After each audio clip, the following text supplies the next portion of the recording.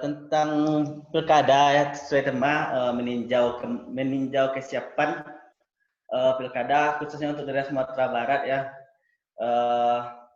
Sebelumnya seperti kita ketahui, pilkada awalnya dijadwalkan pada bulan September tahun 2020. Karena adanya situasi pandemi COVID-19 yang terjadi di seluruh dunia sekarang ini, maka pilkada terpaksa ditunda dan dijadwalkan kembali pada tanggal 9 Desember tahun 2020 ini. Terkait dengan kesiapan pilkada, kemarin juga teman-teman dari KPU sudah mengundang kami ya, peserta pemilu, untuk melakukan rapat bahwasanya tahapan pemilu telah dimulai kembali pada tanggal 15 Juni 2020. Mulai dari tahapan kembali pengaktifan PPK, PPS, dan kemarin juga teman-teman dari KPU sudah melaksanakan verifikasi faktual terhadap calon perseorangan. Dan sampai sekarang, kalau nggak salah, teman-teman KPU itu sudah melaksanakan tahapan pencocokan dan penelitian terhadap data pemilih. Tentu di sini kita lihat ya, di tengah adanya pandemi COVID-19 ini, tentu ada hal-hal yang berubah terhadap tahapan pemilu kita. Tentu dalam pemilu ini kita tidak menginginkan terjadinya penyebaran COVID ya, terjadinya klaster baru penyebaran COVID-19 dengan adanya pemilu serentak 2020 ini.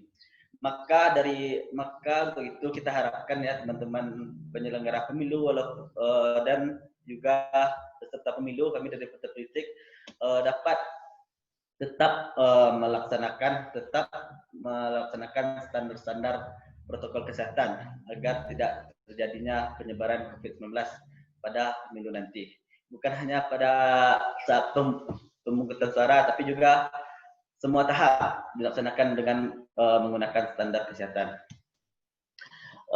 Selanjutnya ya, untuk tahapan pemilu sendiri, kita sekarang pemilu berada di era new normal. Di era new normal di mana kita tetap harus menerapkan standar-standar kesehatan dalam pelaksanaan pemilu. Tentu di sini pihak penyelenggara pemilu, peserta pemilu dan pengawas pemilu, tentu kita semua harus saling bekerja sama, semua pihak, dan juga melakukan koordinasi dengan pihak-pihak terkait, seperti halnya dengan tugas kesehatan ataupun dengan Satgas penanggulangan COVID di daerah masing-masing agar COVID-19 ini tidak terjadi penyebarannya pada saat pilkada 2020. Dan selanjutnya ya, mungkin terhadap tahapan pemilu sendiri, ada juga ini merupakan tantangan baru buat kita bersama, di mana di sini tentu akan ada hal-hal baru di masa normal ini. Dan kami pun dari peserta pemilu partai politik tentu akan ada hal-hal baru di tahapan kampanye nantinya. Akan jauh berbeda dengan kampanye dengan hari pemilu-pemilu sebelumnya, karena di sini kita tentu kita tidak dapat lagi mengumpulkan massa dengan jumlah yang besar, dan tentu kita juga harus memperhatikan standar-standar kesehatan agar kita tidak agar kita tidak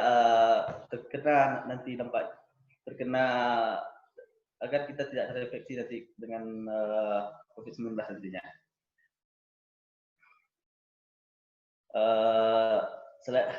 Terus selanjutnya kita juga berharap ya, pilkada 2019 Pilkada 2020. Tentu pada masa pandemi ini tentu banyak dari kita semua yang bisa dikatakan ya keadaan ekonomi kita sedang lemah. Banyak dari teman-teman kita yang kehilangan pekerjaan ataupun kehilangan mata pencarian mereka, pendapatan menurun karena dampak pandemi COVID-19 ini. Kita ini juga kita harapkan ya teman-teman dari Bawaslu, KPU juga peserta pemilu dari partai politik agar tidak memanfaatkan hal-hal seperti ini nantinya untuk di masa kampanye seperti menggunakan money politik dan lain-lain dan memanfaatkan situasi ini di tengah pandemi COVID-19 ini. Selanjutnya ya, menurut saya tentang kesiapan pemilu,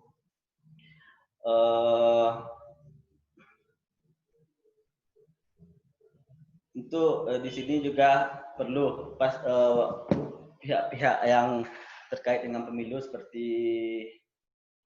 KPU, Bawaslu, dan juga partai politik yang ikut di pemilu 2020, tentu kita juga perlu melakukan sosialisasi dan edukasi kepada masyarakat.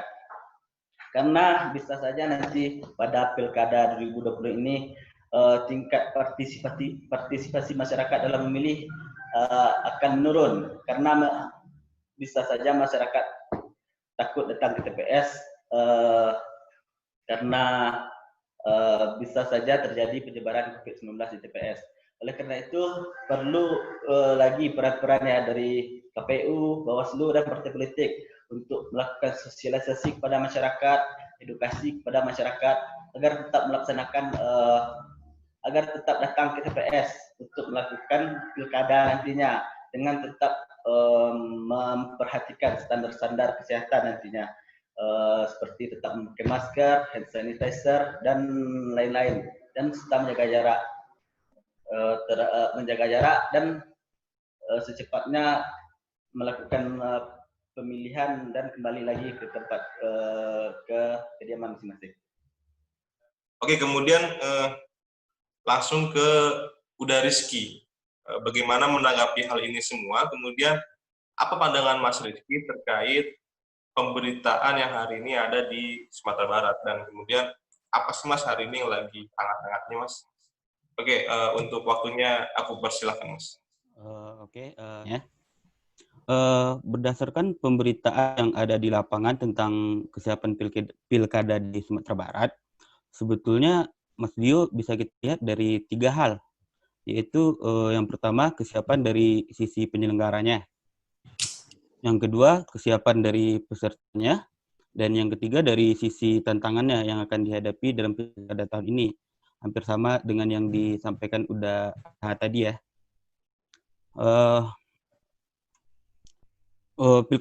Pilkada di Sumatera Barat memang akan dilaksanakan pada tanggal 9 Desember 2020 sesuai dengan PKPU nomor 5 tahun 2020. Dan juga sama seperti yang disampaikan oleh Uda tadi,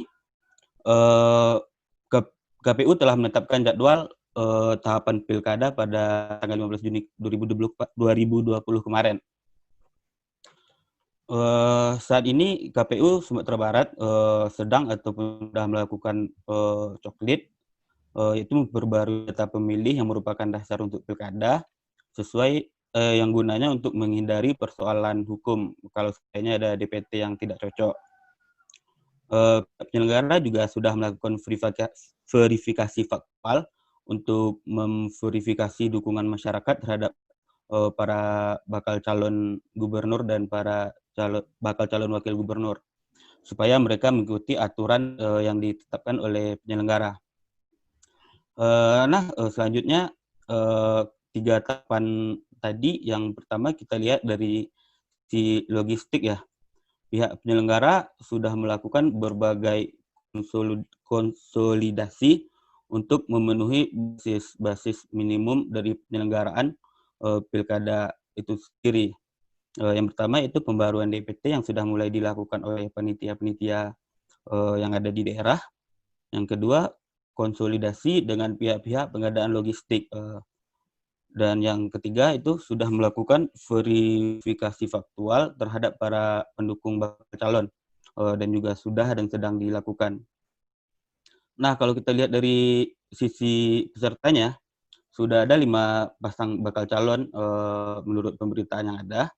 Yang pertama yaitu pasangan Mahyildi dan Ansarullah, pasangan Mahyildi Ansarullah dan Audi Junaidi yang didukung oleh PKS dan P3. Yang mana total kursinya di DPRD Sumbar itu 14 kursi dari kedua partai ini. Yang selanjutnya yang kedua, Nasrul Abid dan Indra Catri yang didukung Partai Gerindra dengan total kursi di DPRD Sumbar yaitu 14 kursi. Selanjutnya yang ketiga, Mulyadi Ali Mu'ni yang didukung PAN dan Demokrat dengan total kursi di DPRD Sumbar itu 20 kursi. Di mana 3 pasangan ini sudah hampir dipastikan maju menjadi calon gubernur dan wakil gubernur Sumbar karena telah memenuhi syarat minimum jumlah kursi di DPRD Sumbar, yaitu 20% dari total keseluruhan kursi. Selanjutnya itu pasangan yang keempat, pasangan Valdo Maldini dan Feby Dato Bangso yang didukung oleh PKB dengan total kursi di DPRD Sumbar yaitu 3 kursi. Namun pasangan ini masih harus melengkapi syarat sebanyak 11 kursi lagi untuk memenuhi syarat untuk verifikasi KPU. Yang kelima itu Faridal Jenius Umar yang maju dari pasangan perseorangan atau independen, namun masih terkendala di kelengkapan persyaratan dukungan suara. Namun pihak KPU telah mengatakan pasangan ini tidak lolos tahap verifikasi karena belum menyerahkan syarat yang ditetapkan oleh KPU pada ambang batas waktu kemarin. Tapi KPU masih menunggu keputusan dari Bawaslu. Nah, dari masih ada 3 partai politik lagi yang belum memberikan dukungannya, yaitu yang pertama Golkar dengan total kursi DPRD Sumbar 8 kursi, yang kedua Nasdem dengan 3 kursi, yang ketiga PDIP dengan 3 kursi. Dengan total kursi dari ketiga partai ini di DPRD Sumatera Barat itu 14 kursi. Kemungkinan ketiga parpol ini masih menunggu memberikan dukungan kepada para bakal calon gubernur dan para bakal calon wakil gubernur ini. Selanjutnya secara elektoral dari pemberitaan yang ada, elektabilitas dari masing-masing calon diperkirakan Pak Mulyadi di posisi pertama. Hal ini bisa dilihat dari perolehan suara para pendukungnya yang secara total berjumlah 20 kursi. Ini kalau dilihat dari total kursi partai pendukungnya saat ini ya. Bapak Mulyadi itu memiliki total 20 kursi di DPRD Sumatera Barat untuk saat ini. Yang kedua itu ada pasangan Nasrul Abid dan Indra Catri yang merupakan pasangan incumbent yang didukung oleh Partai Gerindra. Kelebihan pasangan ini antara lain, pertama didukung oleh mesin politik yang kekuatannya sedang berkembang pesat di Sumatera Barat, yakni itu Partai Gerindra, yang mana merupakan partai ini merupakan pemenang pemilu tahun kemarin di Sumatera Barat. Yang kedua kelebihannya adalah pasangan ini merupakan incumbent yang punya privilege jaringan politik dan penguasaan akan program-program yang sedang dilaksanakan pemerintah Sumbar. Yang ketiga, modal politiknya juga sudah sangat besar ya, sudah dikenal publik.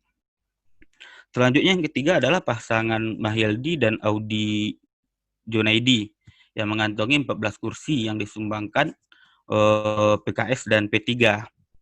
PKS dan P3 ini kompatibel dengan struktur masyarakat Minang yang religius. Oleh karena itu, maka peluang untuk menjadi pemenang pun juga sangat terbuka bagi pasangan ini. Selanjutnya yang keempat adalah Irjen Polisi Faridal dan Jenius Umar yang mempunyai pengalaman memimpin di kepolisian. Faridal berpolitik dengan hitungan matang dan optimis menghadapi petahana. Pasalnya, dukungan Fahrizal lahir karena respon dari sikap dan ketegasannya. Sikap mengayomi Fahrizal juga membuat munculnya deklarasi dukungan terhadap dirinya untuk menjadi gubernur Sumbar. Dan juga pasangannya merupakan wali kota Priaman ya, yang sudah memiliki pengalaman dalam memimpin. Dan yang kelima, Valdo Maldini dan Feby Datuk Bangso, yang mana Valdo merupakan generasi muda pendatang baru yang dapat menggait suara pemilih milenial dan juga didukung oleh PKB. Dan Valdo sendiri memiliki tujuan untuk tetap menjaga adat dan budaya, namun tetap mengikuti kemajuan. Dan juga pasangannya Feby Datuk Bangso merupakan seorang akademisi yang menjadi direktur eksekutif FDB Institute. Nah, hal yang terakhir yaitu tantangan penyelenggaraan Pilkada 2020 ya di tengah ancaman pandemi COVID-19. Implikasi dari pandemi ini yaitu partisipasi politik kemungkinan akan menurun jika penyelenggara Pilkada tidak berhasil mensosialisasikan protokol kesehatan kepada para pemilih. Pokok utama pikirannya yaitu kemungkinan potensi menurunnya partisipasi akibat pandemi COVID-19 ini. Nah, tantangan bagi penyelenggara itu sendiri yaitu bagaimana mensosialisasikan protokol kesehatan pada saat melakukan pemilihan. Dengan demikian, pihak penyelenggara perlu berkoordinasi dengan pemerintah, termasuk dalam hal ini gubernur, bupati, kecamatan, dan nagari atau desa. Di sisi lain juga harus berkoordinasi dengan pihak keamanan TNI Polri untuk kelancaran Pilkada tahun 2020 ini. Dan tantangan selanjutnya itu dari pemberitaan yang ada, KPU belum adanya dukungan anggaran untuk penyiapan APD sesuai dengan protokol COVID-19 dan juga belum adanya petunjuk pengadaan APD. Dari uraian tadi sebetulnya terdiri dari 3 bagian ya Mas Leo ya. Itu kesiapan dari sisi penyelenggaranya, dari sisi peserta, dan ketiga kemungkinan tantangan yang akan dihadapi dalam Pilkada 2020 di tengah ancaman pandemi COVID-19 ini. Saya kira itu yang bisa disampaikan dalam konteks kesiapan Pilkada Sumbar 2020 dari pemberitaan yang ada di media-media di Sumatera Barat. Terima kasih, Dio.